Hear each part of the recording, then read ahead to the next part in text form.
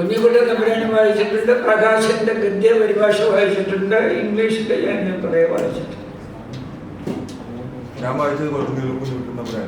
കുഞ്ഞിക്കുട്ടൻ തമ്പുരാന്റെ വളരെ സിമ്പിളല്ലേ, വായിച്ചാൽ മനസ്സിലാവില്ല. എന്തൊരു വർക്കാ ചെയ്തിരിക്കുന്നു. 10 വർഷമായിട്ട് 1,86,000 ശ്ലോകങ്ങൾ ആ മനുഷ്യന് 7 മാസം കൊണ്ട് ചെയ്തു തീർന്നു. പെട്ടെന്ന് മരിച്ചും പോയി. അങ്ങനെയുള്ളവരൊന്നും അധികകാലം ജീവിച്ചിരിക്കില്ല. 42ാമത്തെ വയസ്സിൽ കുഞ്ഞിക്കുട്ടൻ തമ്പുരാൻ പോയില്ലേ. ആദ്യം ലോകത്ത് ആർക്കെങ്കിലും ചെയ്യാൻ പറ്റുന്നതാണ്.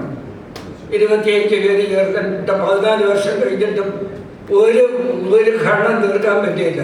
അങ്ങനെയുള്ളതാണ് അദ്ദേഹത്തിന്. അപ്പൊ ശാന്തി പറഞ്ഞിട്ടുണ്ട്, സഹദേവൻ ഇങ്ങനെ ഒരു മാനസികമായ സംഘർഷമുണ്ട്. ഈ സംഘർഷങ്ങളൊക്കെ എന്തിനാണ് കിട്ടുന്നത്? മഹാഭാരതത്തിൽ കൃത്യമായി കാരണം കൃത്യമായി പറയുന്നുണ്ട്. ശകുനിയെ കുറിച്ചും ഞാൻ പറഞ്ഞു വന്നത് ഒരു നല്ല ടെക്നിക്ക് ഇതിനകത്ത് പ്രയോഗിച്ചിട്ടുണ്ട് ശകുനി എന്നാണ്.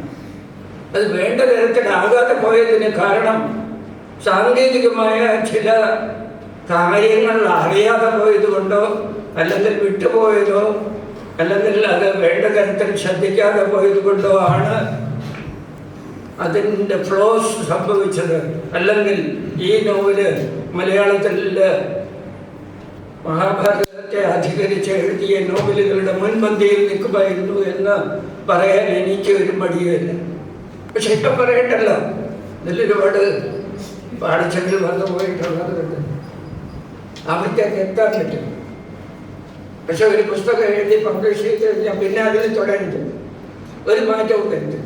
അങ്ങനെ കിടന്നോട്ട് അടുത്ത പുസ്തകം എഴുതും. ഇമാതിരിയുള്ള സാങ്കേതികതകൾ എന്താണെന്ന് മനസ്സിലാക്കുകയും അത് സ്വന്തം രചന പ്രക്രിയയിൽ സജീവമാക്കുകയും ചെയ്യുക എന്നുള്ളതാണ് നിങ്ങൾക്ക് ചെയ്യാൻ പറ്റുന്ന ഒരു സർഗാത്മക പ്രവർത്തനം. ലാംഗ്വേജിനെ കുറിച്ചും സ്റ്റൈലിനെ കുറിച്ചും സാങ്കേതികതയുടെ പശ്ചാത്തലത്തിൽ വിശദമായി പറയാൻ എനിക്ക് താല്പര്യമുണ്ട്. പക്ഷെ ഞാൻ ഇപ്പോൾ അത് ഒഴിവാക്കും.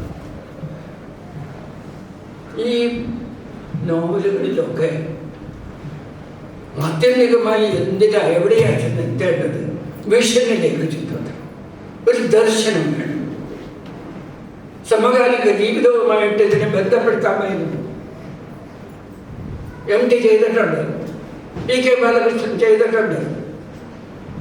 സമകാലിക ജീവിത അനുഭവങ്ങൾ സാധാരണ മനുഷ്യന്റെ ജീവിത അനുഭവങ്ങളുമായിട്ട് ബന്ധപ്പെടുത്തിയിട്ട് അതിനൊരു പ്രസക്തമായ വ്യാഖ്യാനം നൽകാനും അതിലൂടെ മനുഷ്യന്റെ ദർശനത്തിന് ഒരു വ്യാഖ്യാനം നൽകാനും അവർക്കൊക്കെ സാധിച്ചിട്ടുണ്ട്.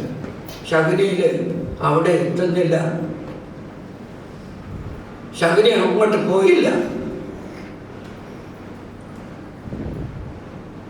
സഹദേവൻ ശകുനിയമ്മാവിൻ്റെ ആത്മാവ് വിലയം പ്രാപിക്കുന്നത് കണ്ട് നിൽക്കുന്നിടത്താണ് നോവൽ അവസാനിക്കുന്നത്.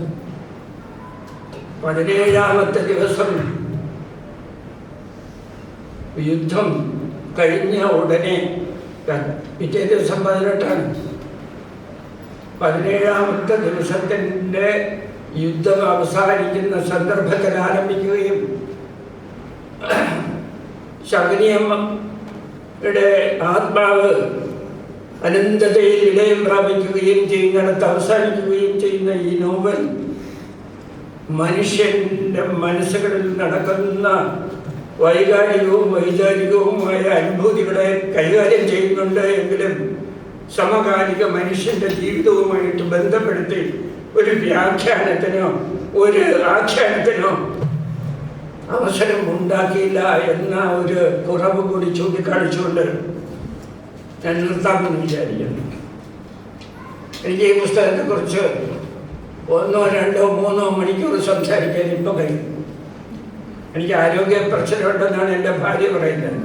സാഹിത്യത്തെക്കുറിച്ച് സംസാരിക്കുമ്പോൾ എനിക്ക് ഒരു പ്രശ്നമില്ല.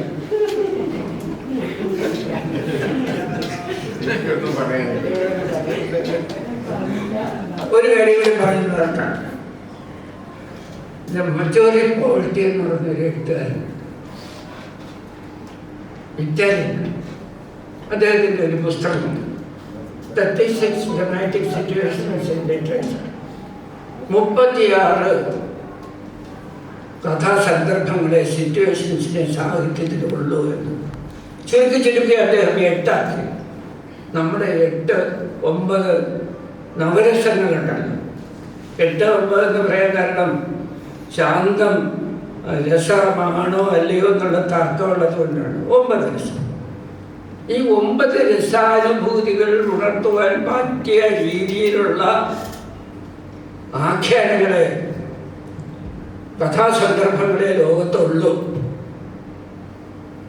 ഈ ശകുനിയായാലും ഇനി ഞാൻ ഉറങ്ങട്ടെ ആയാലും രണ്ടാമൂഴമായാലും എല്ലാറ്റിലെയും ഇതിവൃത്തങ്ങൾ ഏതാണ്ട് ഈ 9 മനുഷ്യ എൻ്റെ ആഴത്തിലുള്ള അടിസ്ഥാന വികാരങ്ങളായ 9 വൈകാരിക അനുഭൂതികളിൽ ഒതുങ്ങുന്ന ഇതിവൃത്തങ്ങളാണുള്ളത്.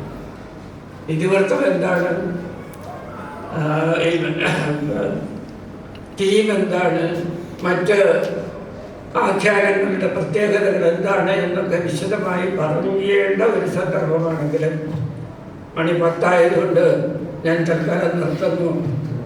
ഇനിയും ഒരു ചർച്ച കൂടി വെച്ചാൽ ഞാൻ വന്ന് ബാക്കി കൂടി പറയാം. നമസ്കാരം.